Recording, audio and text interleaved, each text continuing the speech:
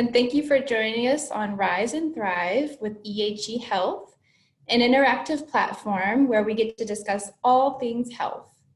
My name is Jeannine. I'm a health mentor with EHE. In our discussion about stress management today, we are joined by the lovely Ceri, and we will get to do a guided meditation with her, along with talk about tools for stress management. Welcome, Ceri. Thanks for being here. Thank you so much for having me. Just a little bit about myself. So my name is Ceri.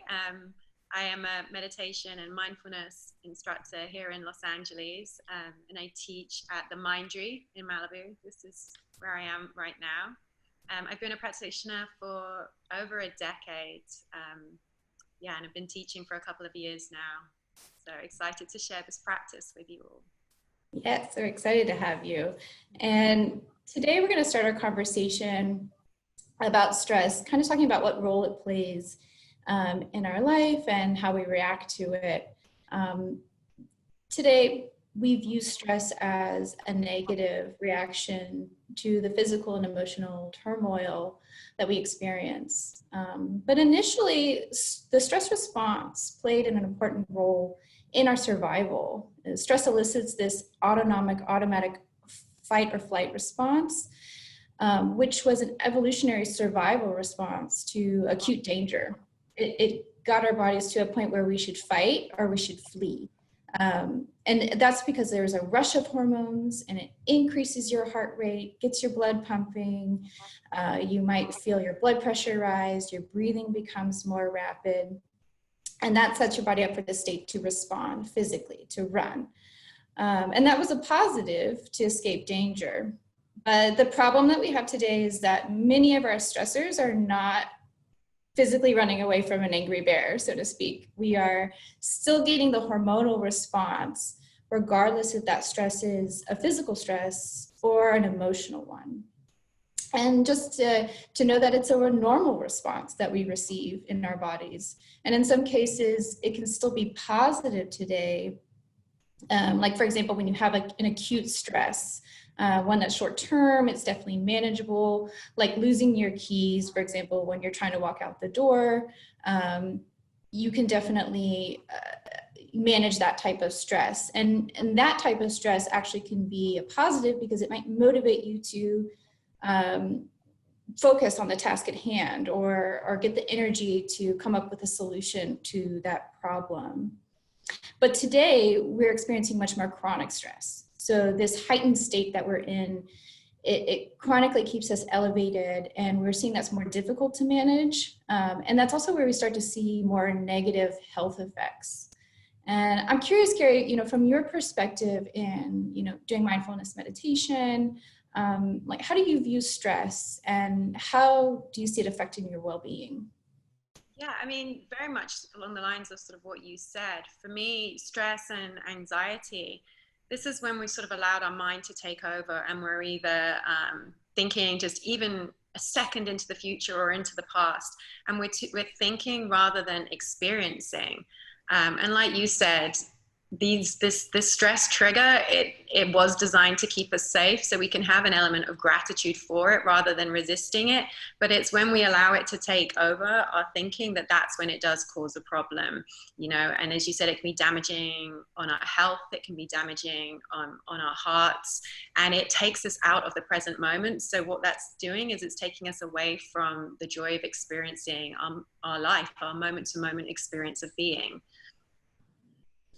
Yes, and that is the unfortunate side effect of chronic stress, constantly feeling, dissatisfied, irritable, maybe hopelessness. Some physical signs that you might be experiencing chronic stress would be like frequent headaches. We know that chronic stress weakens your immune system, so you might find yourself more ill.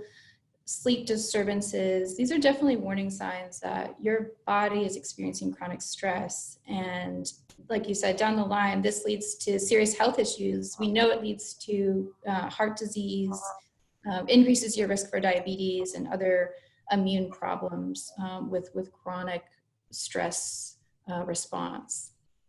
But like you said, it's embracing it. And that's the hard part, because stress is inevitable in our life. And, you know, not how do we avoid stress? Again, because all these emotions are valuable and all these responses are valuable, but how do we react to it? And when you start to recognize stress, Ceri, when you start to recognize stress, what are positive ways that we might react to it? Essentially, when through the practice, we get to understand what stress is and how it feels within our body, so that we can begin to recognize when it's arising in us and kind of catch that feeling before our mind has a chance to take over and add story and add all of that added sort of the inner dialogue about what's going to happen, you know, the worst case scenarios. So what we want to be able to do is recognize when we're being activated and name it and say, like, okay, I see that stress is here. And then being able to breathe with it. And in that moment that we sort of recognize that it's here without resisting it, without sort of judging it, just accepting it, we're kind of pushing the brain's inner brake pedal and we're slowing things down. Because there's this magical sort of quarter second between when we feel stimulated and our response. So if we can meet ourselves in that magic quarter second and say, okay, stress is here, before we have a chance to put the story on, we're going to allow ourselves to remain much more calm.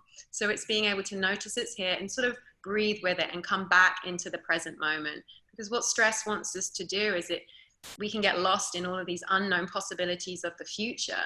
And when we can notice that we're being activated, when we can feel it arising in the body, we can learn with our breath to come back into the realities of the present.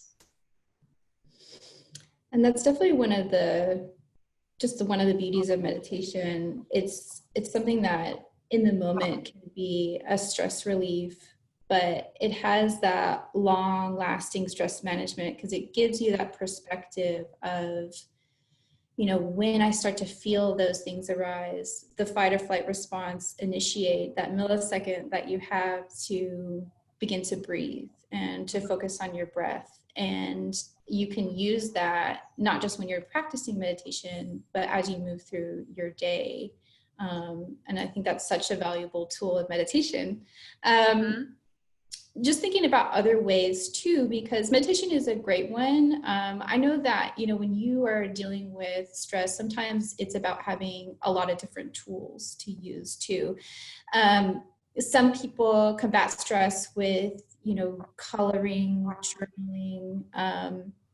Other great ideas would be to hug someone you love, physical touch, connecting with outdoors, removing social media. You know, we're here on Facebook, but taking a break from social media and technology. Other things might be just to talk it out with someone that you trust, or even a therapist, relaxing in a warm bath, and just to list a few other techniques, so that when you start to build your toolbox, you know, it becomes more easy to find something that might be helpful for you in any situation. And just kind of wondering also, Ceri, do you have any other tools that might be useful? Yes, definitely. Just to address one of your points, you know, hugging somebody that you love, that's a great way to release oxytocin into your system and help calm you down. But also, if, you know, especially at the moment, if we don't have that option available to us, we might be alone. I live alone, so I deal with this too. Even placing your own hands on your heart or giving yourself like a little bit of a hug, it's still going to release oxytocin into your system and really help to calm you down. So that's an option that's available to you even if you are by yourself. With mindfulness, the big part of the practice is finding an anchor that's going to bring you back into the present moment. As I said, stress and anxiety is often caused when we're not quite present. So we want to be able to have tools that are going to ground us back in.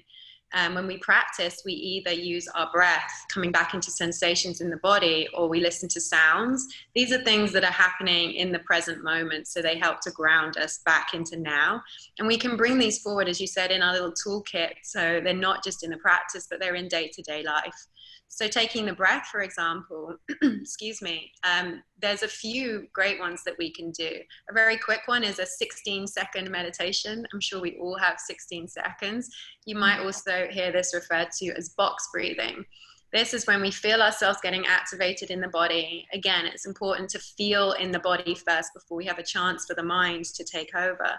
And we'll breathe for the count of 4. We breathe in for 4, hold for 4, out for 4, and hold for 4. So it's a box, if you think of it like that, and it's 16 seconds.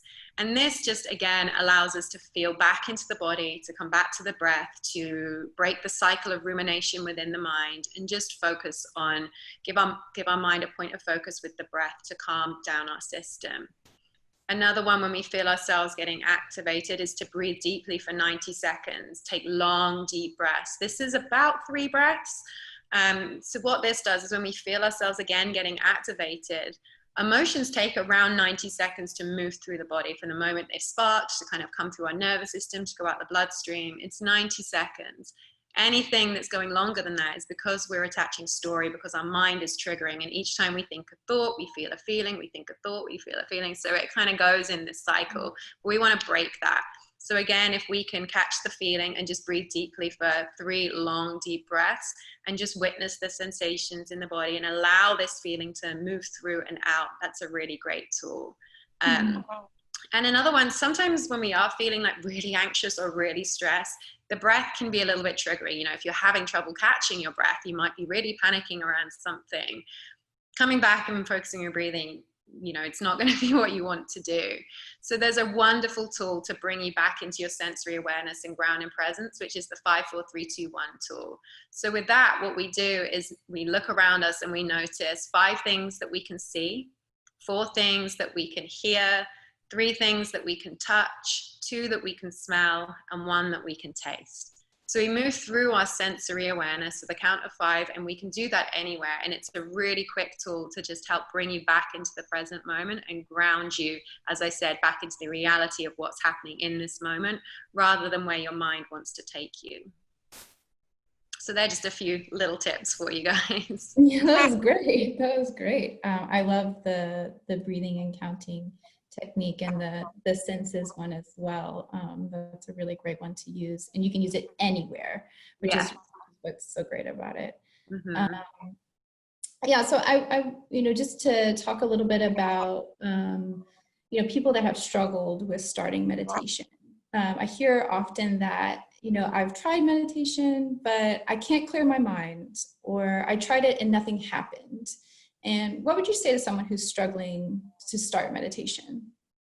I would always say start off small and start less than what you think that you can do. So if you think you might be able to sit for 5 minutes focusing on your breath, then a great thing to do is do 3 minutes. So rather than breathing, going for the whole time that you think you might be able to meditate, do a little bit less, because then we're not setting ourselves a high expectation and it feels more manageable. So I'd always say start small. And with the question of, I can't stop my mind from thinking, I always say, great, this is the point of meditation, is to be able to recognize these thoughts. What we want to do is not judge that. Sometimes if we sit there and we think, oh, I'm a terrible meditator because all I'm doing is thinking, that's just going to make it worse. The point of meditation, the heart of skillful meditation, is being able to recognize when your mind has wandered off into thought and bring it back. And this is essentially what we're doing. Each time we're doing it, we're sort of strengthening a muscle. We go away, we come back. We go away, we come back. And, even just moving your arm, you can sort of see the effect of it. It is like going to the gym. It's exercising that muscle in your brain. Each time we do that, we're taking ourselves sort of out of our amygdala that you mentioned, out of the fight, flight, freeze response, and we're coming back into the prefrontal cortex of our brain, the part that's responsible for memory, for decision, for compassion. So this is the point. This is the art of meditation, is recognizing and coming back. And the more and more you do it over time, the space between will get longer. We'll be able to stay in the present moment longer. But just simply each time we notice that we're drifting back, we're going through the to-do list maybe, we just pause and recognize, oh, I'm thinking. And then we come back to either our breath, we come back to noticing the body, or we come back to noticing sounds. So I would always say start for a short time, and to not judge yourself when your mind is wandering, because this is meditation. That's what we're doing. I think that's lovely. Yeah, the definition I read of meditation, mindfulness meditation, being just simply awareness with no judgment, and it being almost like a vacation, you know, for your mind. So I'm excited to practice with you today, and just go ahead and take it off. We'll get our calm moment together. Okay. So as you just said, so mindfulness meditation, just the definition of this is to pay attention to the present moment on purpose with a kind and non-judgmental curiosity. So it's very gentle, it's kind, and we just, what's coming up, we don't want to judge. We want to be able to meet that with an open acceptance. So as far as posture goes, just finding a comfortable position. You want to find a position that just supports a relaxed body and an alert mind, whatever that means for you. If you do need to move at any point during a meditation, that is absolutely fine. All we do is say, just do so mindfully. If you need to release yourself from any discomfort, just notice in the body what it is like to move. That way we're not breaking the meditation. So whenever you're ready, allowing the eyes to gently close. And let's begin the practice today by taking in a few deep breaths. Breathing in fully, filling up the body as you breathe in. And with a deep exhale, release and let go. Another breath in, beginning to arrive in presence as you inhale. Exhale, full release. Letting go of the day so far, or any expectations you may hold around the practice. And one more deep breath in. And a deep breath out.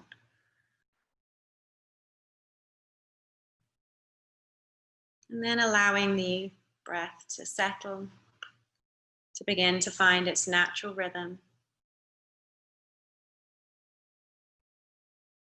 And bring your awareness to your physical body, to your physical presence.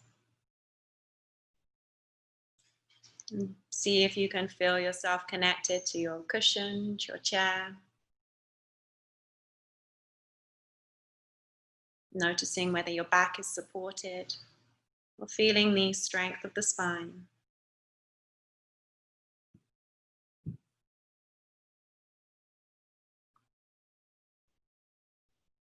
And breathing down into the legs, feet.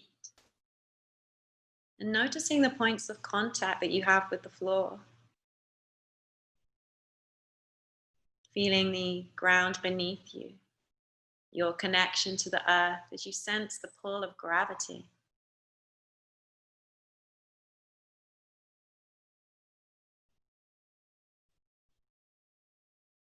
And as you breathe down into the earth, gently acknowledging within the mind, I am here,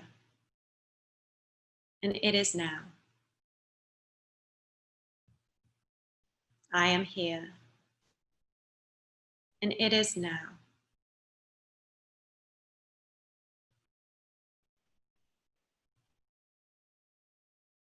And gently moving your awareness up into the hands. And as you place your attention here, see if you can notice the sensations within the hands.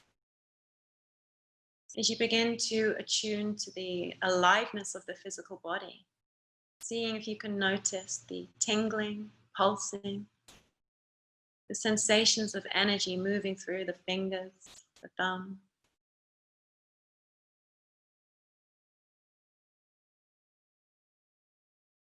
Perhaps you feel the air on your skin.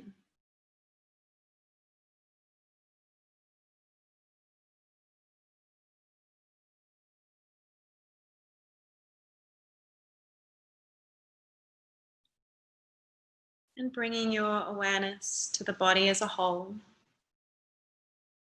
And taking a moment to gently scan within your mind from the top of the head, down the body to the toes.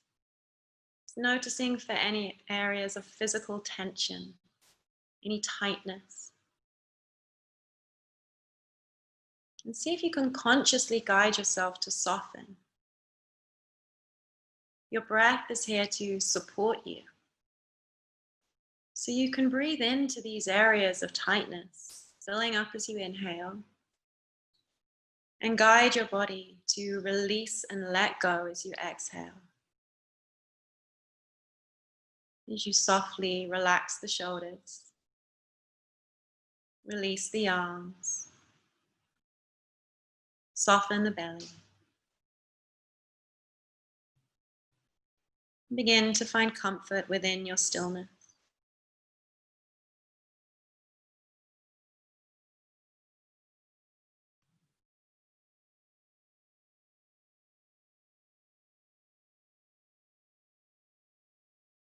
And as your body begins to settle, you may start to notice the mind.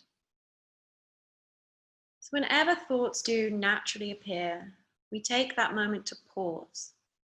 And within that pause, notice that this is a thought. Perhaps gently labeling thinking. And the moment that you recognize a thought in this way, you're no longer attached to the story. And within that space, you have a choice. So you can choose to unhook, to let go. Allow the thought to drift by like a cloud in the sky. And then without any judgment, gently guide the awareness to the breath. Allowing your breath to bring you back into your body, back into this moment. And place your awareness on the sensations of breathing. Becoming curious about the inflow and outflow at the nose. Just noticing the quality of the breath.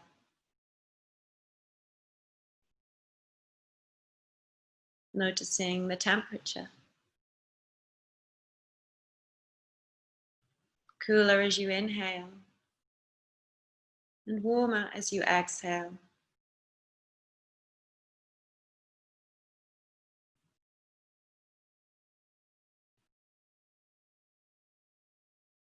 As you breathe, try not to control the breath.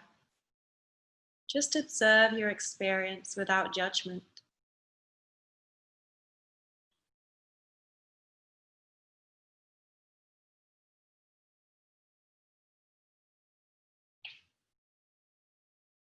Perhaps following the breath into the body as you notice the rise and the fall of your chest and abdomen.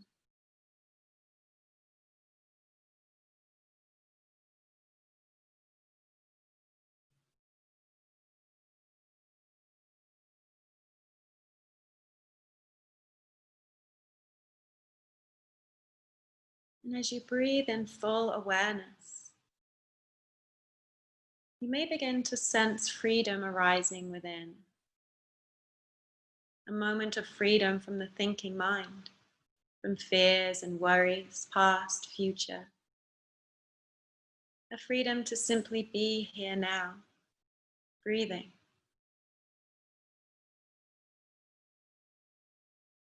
And perhaps that sense of freedom brings a soft smile to the face.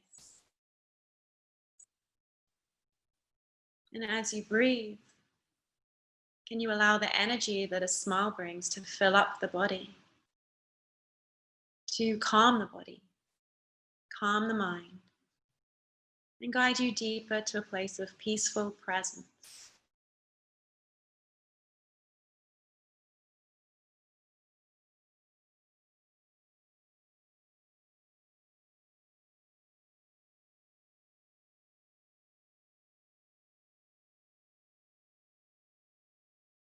And whenever the mind wanders back to thought, simply pause and notice and label thinking. thinking. And see if you can watch the thought roll by like a wave upon the ocean. And then come back to your breath, as each new breath is a gentle invitation to start again, to come home to this moment and to yourself.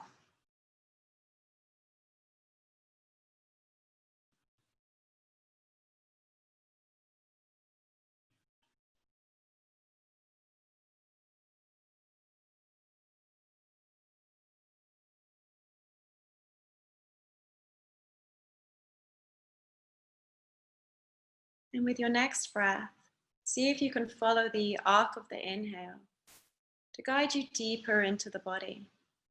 Begin to rest and connect down at your heart center. And as your attention arrives here, just taking a moment to see if you can feel your heart beating, feeling the gentle rhythm and pulse. Perhaps this is the first time today you pause to feel your heartbeat. Taking a moment to connect to the strength, support, and beauty within. Allowing each beat of the heart to ground you into this moment.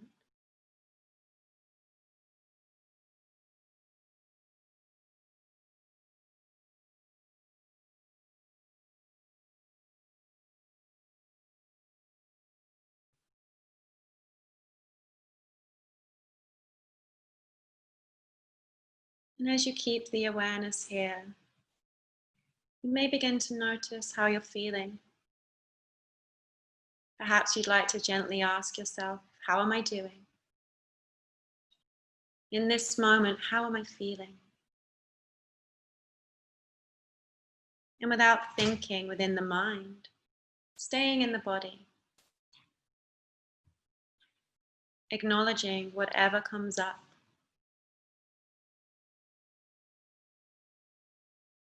Can you sit with an open heart and be with whatever is arising? Meeting it without resistance, but acceptance.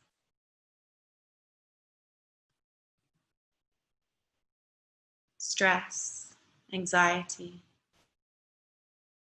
fatigue.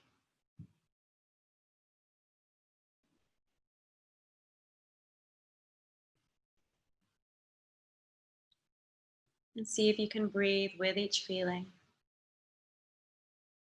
creating space to move through the body.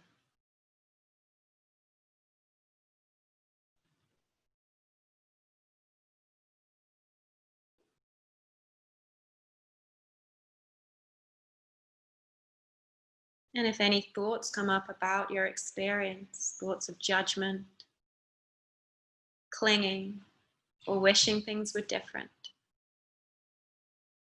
continue to guide your attention back to your breath, back to your body, back to this moment.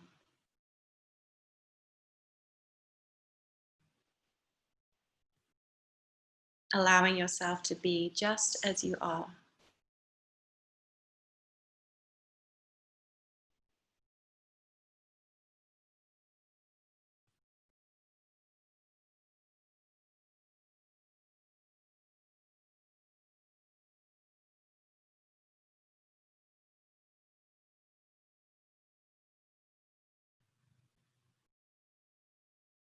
And with a deep breath in, mindfully placing your hands at your heart center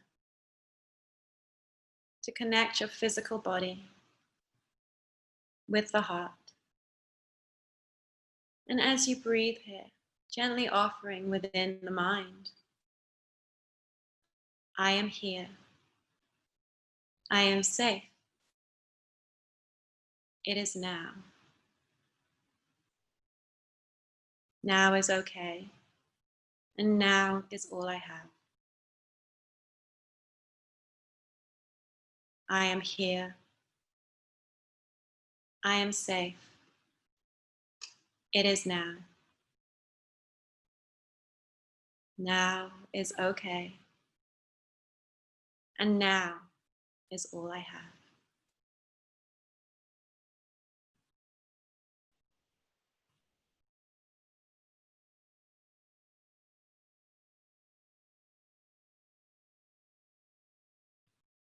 And gently beginning to move your awareness back to the breath now. Shifting from a natural breath to slightly more conscious breathing. Deepening your inhales and extending your exhales, breathing fully throughout your body. Taking a moment to savor the effects of your practice. Allowing each breath to be able to ground that feeling into this moment.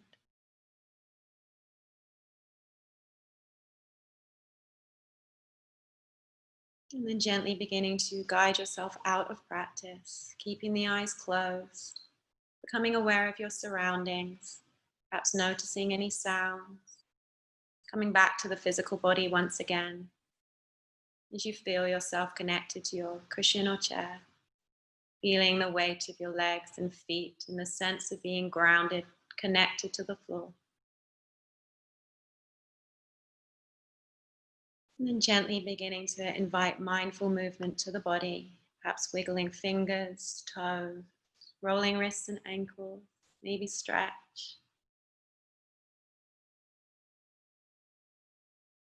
And then whenever you're ready, gently opening your eyes.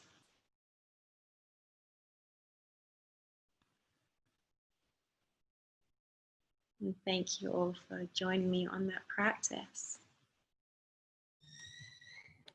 Thank you so much, Ceri. That was wonderful. I definitely feel calm. It's amazing. Well, Ceri, tell us a little bit about how, if people are interested in connecting with you more, where can we find you? Yeah, so I teach online classes at the moment here in the Mindery, so you can join us there. If you just go to themindery.com, you can sign up to any of our virtual classes. And the Mindery is actually offering 50% off of your first virtual class with us. You just need to use the promo code EHEMindry50. So that's EHEMINDRY50, and that will get you 50% off. So, and if you can connect with me on Instagram, it's just my name, Ceri_Bethan. So please feel free to find me there. Again, thank you so much, Ceri. This has been a great time to calm together. And of course, with EHU, you can follow us on Facebook, LinkedIn, Instagram for additional content. And I think next week we'll do a piece on a healthy cooking demo. So please tune in, and thank you all for participating.